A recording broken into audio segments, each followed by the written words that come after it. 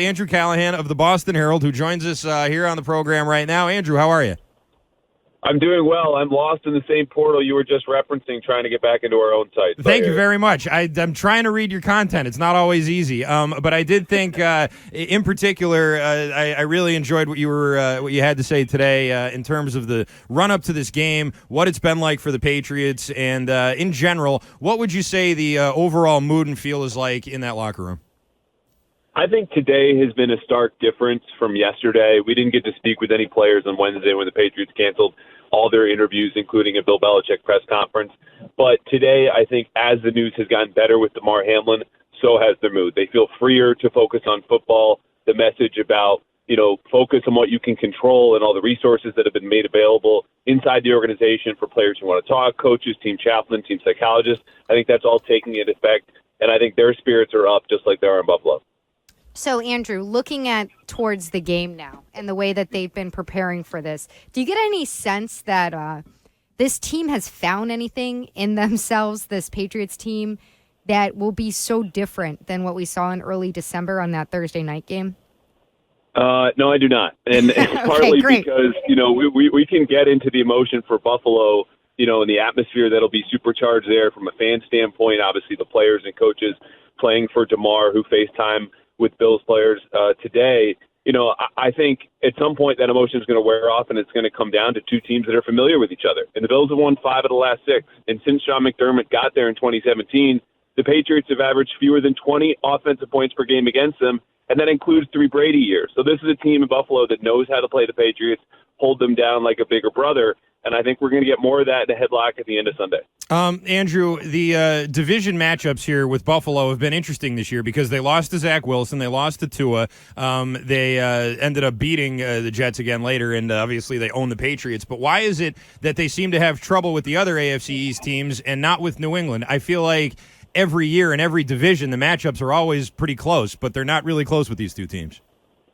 Well, I think part of it is circumstance, right? Like you go all the way back to that Miami game. I think it was week 3. They're down in South Florida. It's over 100 degrees, and players are all but collapsing on the field because they've been under the sun in those dark blue Bills uniforms, and they just literally ran out of gas. So that's a one-score game. They do lose at the Jets. You mentioned Zach Wilson. The bigger part about that was Zach Wilson was coming off that loss to the Patriots, where he literally just threw the game away in the second half. So when he wasn't doing that against Buffalo, and Josh Allen hurts his UCL and his throwing elbow, that became a real problem. The Jets defense is great, much more talented than a lot of defenses you'll see in the league. I would say probably more so even than the Patriots, so the Patriots have been playing well. So I think it's just you lose kind of a coin flip here, some unusual weather, and then, Zach Wilson plays, let's say, out of character, and that's what happens.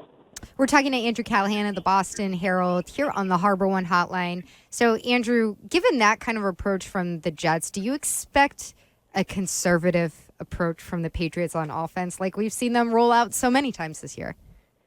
Oh, no question about it. I mean, I think the only way to exploit this Buffalo defense is really to force them to tackle in space.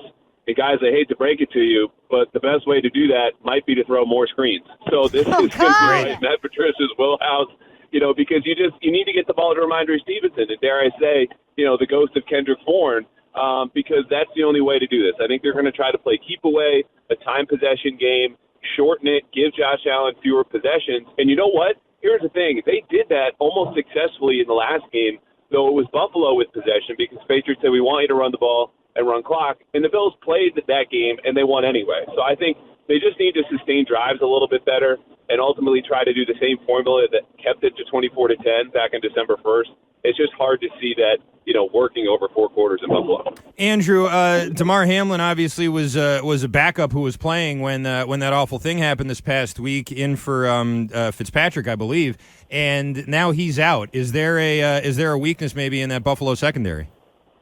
Yeah, aside from the tackling, it really is in the safety. So Damar Hamlin had been for Micah Hyde, Pro Bowl safety, probably the best safety duo in the league with him and Jordan Poyer. Jordan Poyer didn't practice on Thursday. Now, they listed him as, veteran rest. He's also got a knee injury. But let's say Jordan Poyer's not at 100%. There's a way in which I think they tried to attack those safeties with a lot of different play action, some misdirection or some kind of high-low concepts where you just want to spring a guy like maybe Tyquan Thornton deep. But, I mean, again, this Buffalo defense overall is very disciplined. It's zone-heavy. They understand what the Patriots are trying to do. And even if you have a third-string safety in next to Jordan Poyer, the Bills know exactly how the Patriots want to attack him, and I think they're going to put themselves in a position just to insulate that player from getting isolated too many times so that the Patriots have to go elsewhere. Andrew, on the other side of the ball, Josh Allen's been turning the ball over a lot more this year, it seems like, than in recent years past anyway. What do you suppose the reason for that is, and can the Patriots take advantage of it? I mean, that's just how Josh Allen lives his life, right? I mean, that's part of it. I think that he feels the need to create on his own when you have Stephon Diggs and then Gabriel Davis, and Gabriel Davis isn't having the breakout that seemingly every single fantasy football owner projected in the summer. So he says, I need to create more. I need to force these passes deep. And so sometimes it's fumbling. Sometimes it's throwing balls deep. And even in the first half of that Patriots game, like, he was actively trying to give the ball away, and the Patriots just couldn't hold on. So I think you're going to see more of those plays where Josh throws on his Superman cape, doesn't really know how it works all the time, and sometimes crash lands. And if they're there to take the ball, in Bill's territory with a short field, I think they're going to have opportunities to convert there. It's just a matter of, like Devin McCourty last week, are you going to be able to catch that ball if it lands in your lap? Because they're going to get a couple chances from Josh probably trying to do too much. And I would say probably in the first quarter of that game with all the energy coming off of, Damar Hamlin's good news health-wise. Andrew, we were just talking about Arcand Mego, and you guys heard from him today in person down at Gillette. Do you think what's the likelihood that that's the last time that we really hear from Mego as part of the Patriots coaching staff? I think it's a significant possibility. I don't have an exact percent here for you, but it's somewhere, where you just can't ignore it because his contract is reportedly up. I've been told that he will explore opportunities to become a defensive coordinator elsewhere and a head coach, and he's free to do so because it's for promotion. Like, if he was taking, a job at the same level elsewhere, the Patriots could block him. They can't do that because he wasn't given the title here in New England. This is a guy who's been open about his aspirations. The executive told me last year at the Combine that, look, it's really just experience holding him back. And so he's only been coaching for 4 years, and that's all levels, not just the NFL. But the impression he makes quickly in these interviews last year with Denver and Vegas, the year before in Philly, and obviously all of his seasons in New England, it's just so impressive on so many different levels that I think he's going to get a shot. It's just a matter of what will the Patriots do to keep him, and that might not even be enough.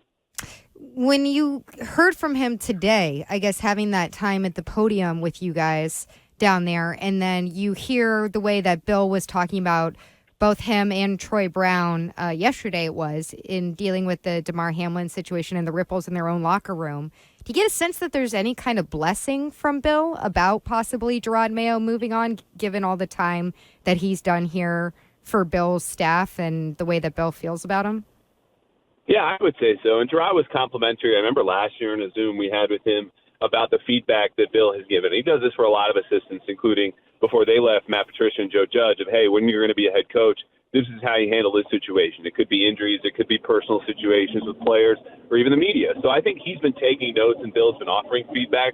But again, even if Bill didn't give his blessing to go ahead and leave, there's nothing he can do about it within the league rules because these would be promotions elsewhere. Teams are no longer allowed to block assistant coaches from interviewing for jobs that are above their current pay scale or level. And with Gerard technically being the linebackers coach, he can go anywhere. Imagine that. All right, before we let you go here, Andrew, the NFL came out with their big decision about what to do in the event of various outcomes for teams that have played a differing amount of games. Do you think this is fair for everybody, in particular the Cincinnati Bengals, who don't seem too pleased with it?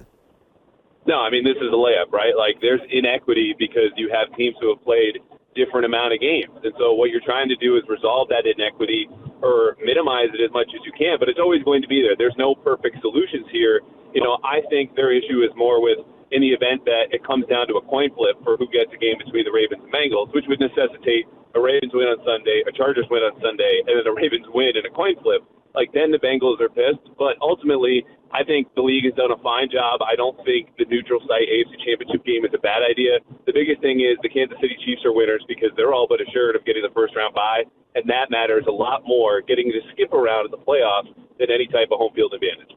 So what's your prediction for Sunday? Can you give us a little score? I feel like I tipped my hand in that first answer, and then I think maybe my third answer that I gave you. I think this is a Buffalo win, but the thing to watch for me is not so much like the Bills pull away, which I'll give you, 27-17. is that I'm really curious how the energy in the first quarter affects them. I think it'll be a lot like where you see the Super Bowls, or even when Brady came back here last year with the Bucks, overthrowing passes, trying to do a little bit too much, but they settle in, and there's no way they're going to run out of gas given what happened this week, and I think the Bills pull away as the better team. All right, we'll leave it right there then. Andrew Callahan, Boston Herald, thanks so much for the time today. We appreciate it. Thanks, guys. Be well.